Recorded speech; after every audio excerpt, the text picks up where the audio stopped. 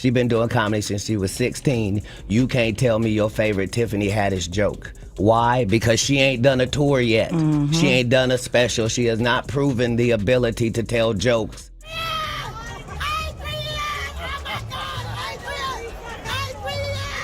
First movie I ever did that I was a star in, I was homeless while I was shooting that movie.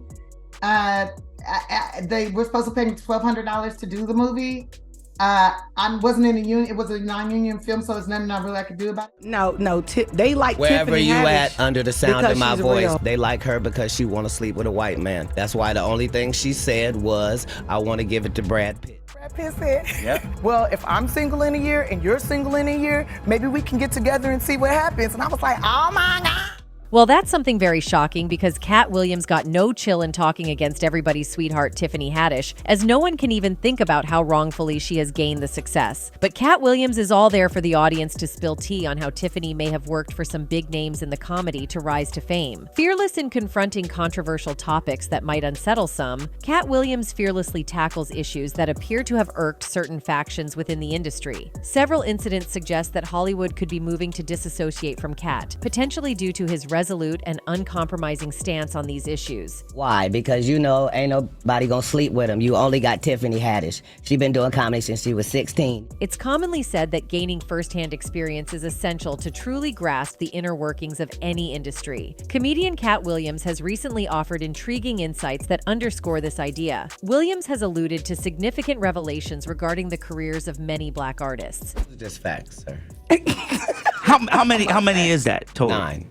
So you've done 9 Yeah. filmed comedy stand-up specials. Without ever getting financed or having a deal. Katt's revelation about his former idol may come as a surprise to some, but what follows is even more shocking. He claimed that Steve Harvey, a beloved figure for many, has allegedly struck a deal involving his soul with Hollywood. I think Steve Harvey some stand-up ass man. No, I'm a kiss the old girl who owned TV One.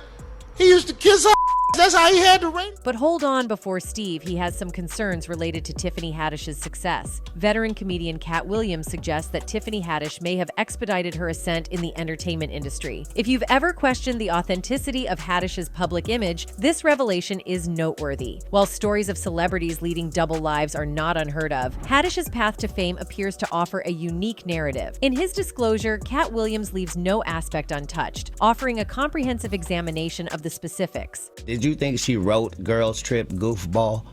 Right. Or do you think that was already a script and they handed it to her? It's up to you, whatever you want to believe. During a recent interview on V103's Frank and Wanda in the Morning Show, Katt Williams candidly shared his thoughts on several fellow comedians, such as Lil Rel Howery, Jared Carmichael, Kevin Hart, and Hannibal Buress. However, it was Tiffany Haddish, the breakout star from Girls Trip, who attracted most of the criticism. I'm the introduction to Tiffany Haddish. Katt Williams, who earned an Emmy for his guest appearance on Atlanta, took aim at Tiffany Haddish's accomplishments. He insinuated that Haddish might not be the sole creator of her comedic material and questioned her status as a genuine comedian. Williams remarked, "She's been doing comedy since she was 16. You can't tell me your favorite Tiffany Haddish joke. Why? Because she ain't done a tour yet. She ain't done a special. She has not proven the ability to tell jokes back to back for an hour to nobody." During the interview, when host Wanda Smith defended Tiffany Haddish, highlighting her authenticity as a quality that resonated with audiences, Katt Williams posed a thought-provoking inquiry. He asked when being real became a marketable attribute in the industry. Williams suggested that Haddish's favorability could be influenced by her publicly expressed admiration for Brad Pitt. Additionally, Williams took the opportunity to commend several other Black female comedians, including Luanell, Melanie Camarco, and Miss Laura, emphasizing their talent and significant contributions to the comedy landscape. Why? Because ain't nobody gonna sleep with him. You only got Tiffany Haddish. She been doing comedy since she was 16. Expanding on his critique, Katt Williams hinted that Tiffany Haddish's apparent rapid rise in securing deals and roles within the industry could potentially involve compromises to attain her status. Additionally, he offered the perspective that the industry often neglects Black talent, restricting opportunities for Black actors to fully showcase their unique abilities in acting. Williams emphasized a notable gap in opportunities compared to their white counterparts, shedding light on what he perceives as a systemic disparity within the industry. They gonna let you be a star, Lil Rel, but you ugly. And white people don't believe in ugly stars. They think you have to be somebody that women want to sleep with and men want to be. It appears that Katt Williams' comments about Tiffany Haddish and her admiration for Brad Pitt were not entirely unfounded. Indeed, Tiffany Haddish has publicly mentioned her crush on Brad Pitt in the past. During an appearance on Live with Kelly and Ryan's post-Oscars show, she discussed her interaction with the Hollywood star. Haddish recalled, "Oh, I just met him in the elevator. He said in 1 year, if he's single and I'm single, we gonna do it. So, you know what that means. Brad Pitt was standing right next to me, and then Elizabeth's husband was like, man, I hope we don't get caught in this elevator. And I was like, it's gonna be some pretty babies in this elevator if we do." In a conversation with Kelly following her appearance at the Oscars, where Tiffany Haddish presented an award, the comedian engaged in a game of marry, date, dash. During the playful exchange, Haddish revealed that she wouldn't choose to marry Brad Pitt. Katt Williams, in his expose on Haddish, appeared to underscore the key point that her ascent in the entertainment industry gained considerable momentum when she embraced self-expression over objectification. But because we black, they say, oh, you don't even deserve that. So you get Kevin Hart,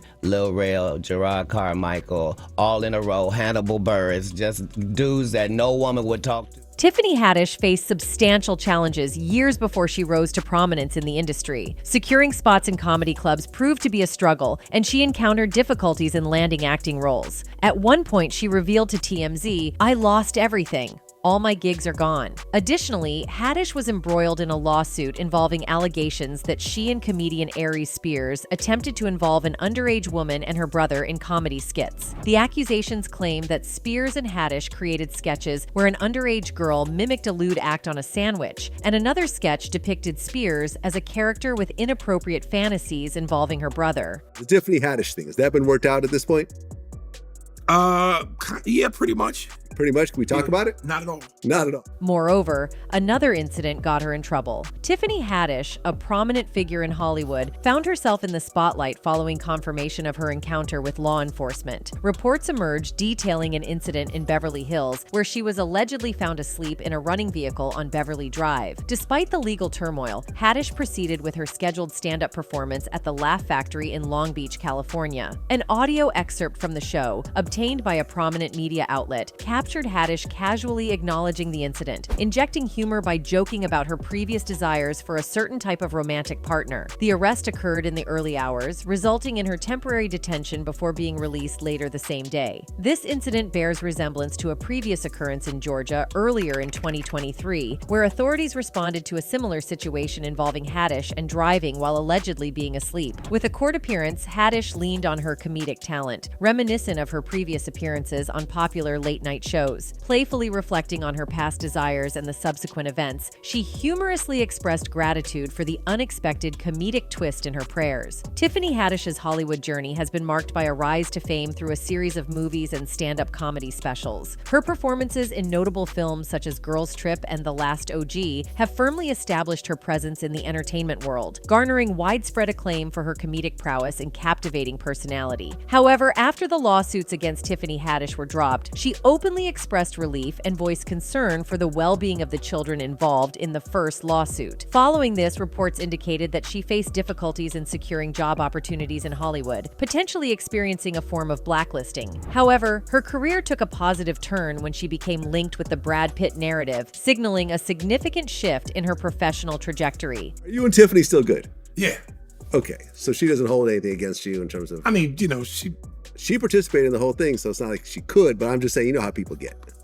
Man, we good. We good. You good? And Kanye West has also spoken well about how the alleged controlling culture is increasing with every passing day in Hollywood. Kanye's ideas have ignited a blend of curiosity and concern, prompting questions about the inner workings of Hollywood and its purported practices. One person commented, "Oh, God protect Kanye West. Seriously, everything he's saying is true. They tried to change him and make him praise WTV they praising, but when they saw he's still walking with God and can't be broken, they're trying to destroy him some other way." In a nutshell, Kanye asserts that Hollywood wields influence over specific individuals, and these individuals harbor concerns that their loved ones could be at risk of being sacrificed by the industry. He goes so far as to reference his own mother's passing in 2007, implying that she might have been a victim of such a sacrifice. Kanye draws parallels by mentioning the late father of Michael Jordan, as well as the deceased sons of Bill Cosby and Dr. Dre, suggesting a broader pattern in the industry. Bill Cosby, his son, right? Dr. Dre, his son. You're out in Hollywood, a lot of people come up missing. According to Kanye, the motive behind Hollywood's powerful figures' actions is all about control. He believes that the industry's elites not only manipulate people, but also subject them to mental torture. In order to control, traumatize, they want to monetize and traumatize. And God loved me. You understand? Taking his revelations a step further, Kanye West has publicly accused some of the industry's major figures of being influenced by satanic powers. Surprisingly, one of the names he mentioned is Minister Louis Farrakhan, who came to Kanye's defense in a video posted on a website. Despite Farrakhan's defense, Kanye included his name in the discussion, intensifying the shock and intrigue surrounding these disclosures. And just for Minister Farrakhan, I love you, but the way you read that, I took that as a slight. You know what I'm saying? I'm taking no disrespect from nobody, so let's get on the phone and let's talk that out. In a surprising disclosure, Kanye West has raised the notion that Jay-Z could be employing a mysterious code embedded in numbers to convey secret messages through his music. This concept harkens back to an ancient method of studying numbers known as numerology and a Jewish practice called gematria, where letters are assigned numerical values. Through this practice, words and phrases can harbor hidden meanings based on their numerical equivalents, creating a kind of puzzle that only a select few may be able to decipher. And the energy that lies in the numbers that correspond to each letter. The suggestion that Jay-Z may be using numerical codes to convey deeper messages in his lyrics raises intriguing questions about the depth and complexity of his songwriting. The specific attention garnered by his song 444 Inches from various celebrities, who discussed it in surprised and hushed tones, adds to the mystique. The curiosity is heightened as to whether the choice of the number 444 holds a special significance or if it was a random selection. These elements contribute to the overall enigma surrounding Jay-Z's influence, suggesting that his impact may extend beyond the realms of the music industry into broader aspects of the world. And what happened? Yeah. People start calling me it. Kanye West's assertion regarding Jay-Z's potential use of intricate codes in his music adds a layer of complexity to the long-acknowledged affinity for the number 4 in Jay-Z's work. Kanye, known for his exploration of concealed truths and latent powers, seems to have uncovered a deeper implication in Jay-Z's artistic choices. This revelation aligns with Kanye's penchant for delving into profound and hidden aspects of our world. It's as if Kanye's pursuit of understanding hidden meanings has led him to unveil a layer of intrigue beneath Jay-Z's music, where secrets and symbolism intertwine, creating a mysterious narrative that transcends the surface of the music industry. Yeah. Just only because of the date, it wasn't really, that's why it moved so easily. Like that number. And so no wonder Tiffany may also have applied the same strategy to come to the overnight stardom. Not only Tiffany. According to Katt, many other big names have also used wrong ways for fame. Undoubtedly, Katt Williams is widely recognized as one of the funniest comics of his generation, celebrated for his unfiltered humor and dynamic performances in hit stand-up specials. Despite his talent and status among Hollywood's comedy elites, Williams hasn't attained the same level of mainstream exposure as some of his peers. A supporter noted, unlike Kevin Hart, he hasn't embraced leading roles in blockbuster movies, and he doesn't host a show like Steve Harvey. Being hopeless, he once even said, "I'm just going to go ahead and announce my retirement from stand-up. I'm kinda done. I've already discussed it with my kids. I wasn't really going to do it on a Seattle street. I was going to Los Angeles and do it in the offices of ICM or Live Nation." For a while, there were rumors suggesting that Williams had been blacklisted from the industry, prompting inquiries into why he hadn't reached the same level of success as figures such as Steve Harvey. It's noteworthy that Williams and Harvey have had a strained relationship for over a decade, and there appears to be a substantial reason behind their ongoing discord. Well, to be honest with you, Frankie, I didn't know nothing about this concept. When the promoter told me about it in October, I shot it down, because that ain't how I've ever promoted a show. To trace the origins of their feud, we must revisit December 2008 when Katt Williams publicly criticized Steve Harvey before a Christmas season show. This incident marked the initiation of their conflict, which has endured for over a decade. It's worth noting that both Katt Williams and Steve Harvey have been involved in disagreements with other comedians, and this particular instance was no exception. Even one of his fans wrote, "I haven't liked Steve Harvey anyway, so this just confirms my feelings. I do trust Katt, though. He delivers messages with such wisdom, and I just feel in my my gut, he's the real deal. He's definitely one of my favorites. Another one added, Katt is solid at battle comedy. Steve is household, but household doesn't usually mean funny. Household means you're big and funny enough for them to take a bet on you. You won't venture too far off the plantation with your act, and your stature makes you hard to argue against, even if you are wrong. Katt is like an Italian sports car. His humor is fast and maneuverable. He's like Ali. He hits and move. Given a choice, I'd rather fight with Steve more than Katt. The genesis of their feud can be traced back to a public challenge by Katt Williams. He boldly asserted that he could surpass Steve Harvey and claim the title of the King of Comedy during an upcoming New Year's Eve show where both comedians were headlining.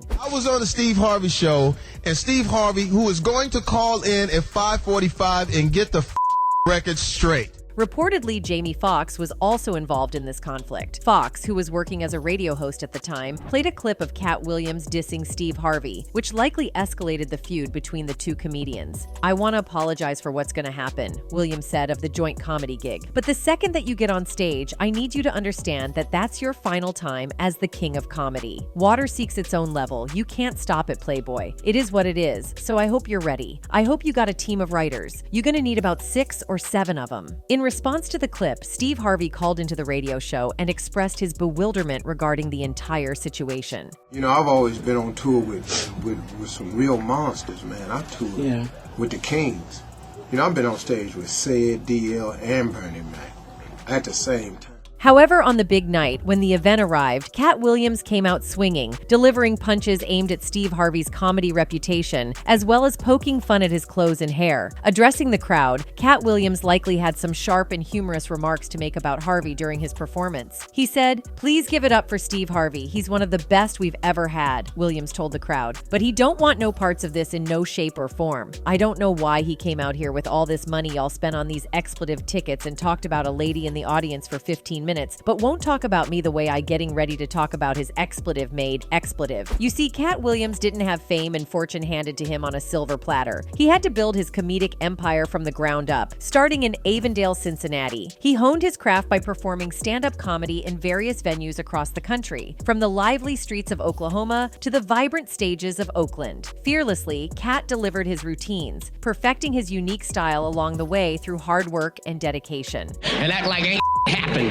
You in the middle of a goddamn meeting. Yeah, so what we're gonna do is we're gonna do the movie with you, and then we're gonna go back. Turning our attention to Steve Harvey, he is widely acknowledged as a devoted family man who places a high value on his loved ones. Nevertheless, Katt Williams reportedly asserts that Harvey is nothing more than a charlatan, masking his authentic self behind a meticulously crafted facade for an extended period. According to Katt, opinions about Steve's comedic prowess vary significantly depending on the source, further complicating their relationship dynamics and the public perception of Harvey's image. You have been the king of comedy as long as we've had one.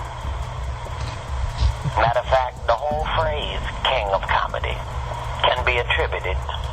Certainly, Katt Williams has built a reputation not only for his comedic talents, but also as a notable whistleblower in Hollywood. He has been outspoken about various issues and controversies within the entertainment industry, bringing attention to matters that are often left unspoken or overlooked. Doing in the ATL, at least excuse himself, go to the bathroom or some shit.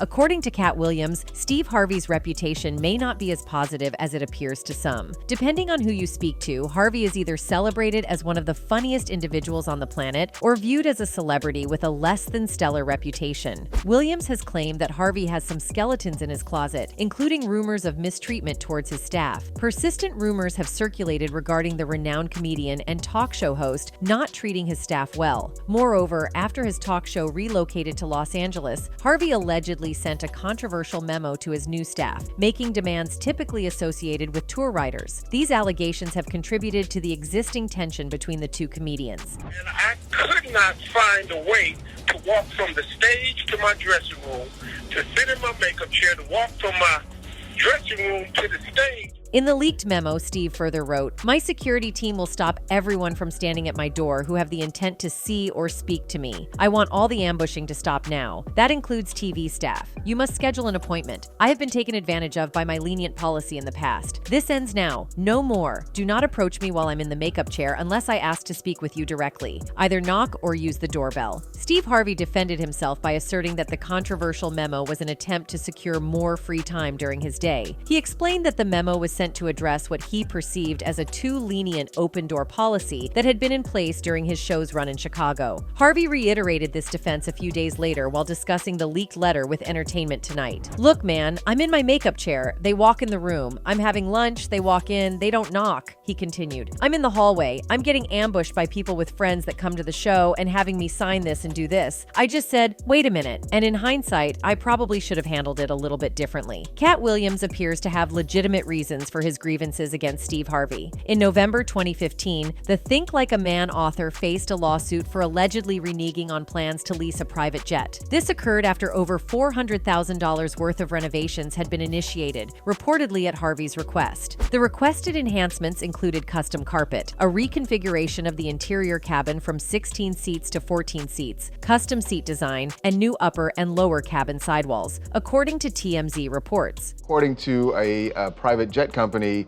he did not pay the bill. This is a fabulous story. After they customized the hell out of the thing for him. Williams has also alleged that Harvey, who starred as a high school music teacher on 1996's The Steve Harvey Show, lifted the premise of his show from comedian Mark Curry. Curry starred as teacher Mark Cooper on the sitcom Hangin' with Mr. Cooper, which debuted in 1992. The same Steve that went to go watch Mark Curry do his whole sitcom and then stole everything Mark Curry had, Williams said. Now Steve got a sitcom where he's the principal and he wears a suit. Williams also dissed Harvey's acting chops, skewering Harvey's claim that he didn't want to pursue a film career. "You couldn't be a movie star," Williams said. "There are 30,000 new scripts in Hollywood every year. Not one of them asked for a country bumpkin black dude that can't talk good and look like Mr. Potato Head. There ain't none. You have to have range." The actor-comedian took a critical stance on fellow comics Cedric the Entertainer, Steve Harvey, and Ricky Smiley during an appearance on the Club Shay Shay podcast released on Wednesday. Williams, speaking with host Shannon Sharp, aimed to address what he considered as untruths spread about him by lowbrow comedians on Sharp's show, characterizing Cedric, Harvey, and Smiley as a gang. He asserted, "For 30 years, they're a group. These aren't three random guys. All of these dudes are co-entwined, and they share secrets, and this is the age of truth." Williams accused Cedric the Entertainer of pilfering a joke from his comedy set in the late 90s, a joke he also performed on the BET program Comic View. Describing the situation, Williams stated, "This is not just a random joke. This is my very best joke, and it's my last joke, and it's my closing joke. 1998, I'm doing this joke. It's on Comic View. Cedric comes to the Comedy Store. He watches me in the audience. He comes backstage. He tells me what a great job I did and how much he loves the joke. 2 years later, he's doing that as his last joke on the original Kings of Comedy, and he's doing it verbatim." Initially, Williams had given Cedric a pass for using the joke, but his stance changed when Cedric denied taking from Williams' material. Williams remarked, "He thought that I was just a no-name comedian and that he could take this joke and nobody would know." Cedric the Entertainer responded to Williams in the comment section of an Instagram post featuring a clip from the Club Shay Shay podcast, dismissing Williams' allegation as revisionist history. "Regardless of whatever Katt's opinion, my career can't be reduced to one joke Katt Williams claims as his," Cedric wrote Wednesday. "I've been in over 40 movies. My specials and brand speak volumes for I am, the people I have put on, including Katt in the Hat, at the Gibson Amphitheater." In another interview, this time with Jamal Finkley on his YouTube channel Blacktree, Katt Williams reportedly delved further into the alleged dress-wearing scheme, a topic you might be familiar with. Katt shared his perspective on the controversial issue of Kevin Hart wearing a dress in his SNL skit, stressing that Kevin wasn't the only one involved in this supposed situation. According to Williams, Eddie Murphy and Jamie Foxx were also reportedly part of this practice, which some perceive as controversial within the entertainment industry. Let's be very, very clear. It is possible that there isn't anything funnier than a guy in a dress. Katt Williams emphasized the irony in the amusement garnered from seeing a black man like Kevin Hart wearing a dress. He expressed the belief that the audience's reaction might not have been the same if the individuals involved were of a different racial background, highlighting a perceived double standard within the entertainment industry. If that's the case, then it might also be said that there's nothing funnier than a black guy in a dress. Katt Williams underscored the irony in the amusement derived from seeing a black man such as Kevin Hart donning a dress. He expressed the belief that the audience's reaction might not have been the same if the individuals involved were of a different racial background, pointing out a perceived double standard in the entertainment industry. If that's the case, then it might also be said that there's nothing funnier than a black guy in a dress. Despite Kevin Hart having firmly established his stardom, Katt cryptically alluded to the idea that Kevin must have had his own reasons for taking part in such roles, and he expressed respect for Kevin's choices in this regard. At the end of the day, Kevin doesn't have to worry about what people are going to say about him wearing a dress because of the long line of dress-wearing people before him. Williams carefully suggested that he had observed numerous artists encountering similar challenges repeatedly throughout their careers. Given Williams' observations, one might suspect that there could be a discreet effort to undermine the public image of black icons by certain individuals or entities. I've never seen Madea in a pantsuit. I think she wears dresses. So now I'm saying, why are we picking on poor little Kevin Hart? Because it was his turn next. In addition to his earlier disclosures, Williams revealed the presence of a covert group known as the Illuminati, asserting that it encountered substantial resistance from within the black community. The suggestion is that The Guardian, by indirectly supporting his statements and disclosing the society's name along with some notable members, has added credibility to his allegations regarding this clandestine organization. He said, "It is the most elite club in the world. This is the Good Club, the name given to the tiny global elite of billionaire philanthropists. The names of some of the members are familiar figures: Bill Gates, George Soros, Warren Buffett, Oprah Winfrey, David Rockefeller, and Ted Turner. But there are others too, like business giants Eli and Edith Broad, who are equally wealthy but less well known." But Tiffany got fame in no time, which seems to be suspicious of Katt. That's it for today. See you in the next video. Until then, goodbye.